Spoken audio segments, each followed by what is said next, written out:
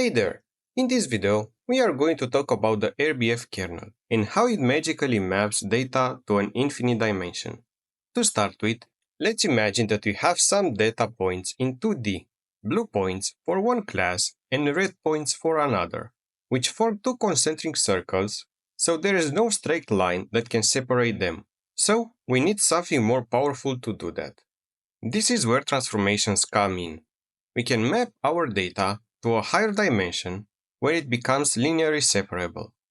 For instance, with our concentric circles, adding a third dimension, z equals s squared plus y squared, leaves the outer ring above the inner circle, making them separable with a horizontal plane. But what about the RBF kernel? Well, the radial basis function kernel is defined as k of xy equals e to the negative gamma times the square distance between x and y. And this rather seemingly complicated function simply measures the similarity between the 2 points. It outputs a value of 1 when x and y are identical and approaches 0 as they grow further apart. And the gamma parameter simply controls how quickly this similarity decays with distance. Now, let's expand the RDF kernel using the Taylor series. If you don't know what the Taylor series is, it's a way to represent a function as an infinite sum of terms calculated from the values of the function's derivatives at a single point. For the exponential function e to the power of z, the Taylor series expansion is e to the power of z equals to 1 plus z to the power of 2 divided by 2 factorial plus z to the power of 3 divided by 3 factorial, and so on until infinity. So, if we replace z with the exponent of our kernel function, which is minus gamma multiplied by the absolute values of x minus y squared, we get that k of x and y equals 1 plus negative gamma times the square distance plus negative gamma squared times the square distance divided by 2 factorial, and so on, continuing infinitely with higher powers.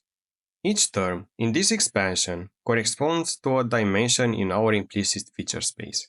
The first term gives us a constant dimension, the second term gives us linear features, the third term gives us quadratic features, and so on until forever. And this means that the RBF kernel implicitly maps our data to an infinite dimensional space. Visualize it like this. Each point in our original space becomes a point in this infinite dimensional space. Points that are close together in our original space have high kernel values, meaning they are also close in this infinite dimensional space, and points that are far apart have kernel values close to 0, making them distant in the transformed space as well.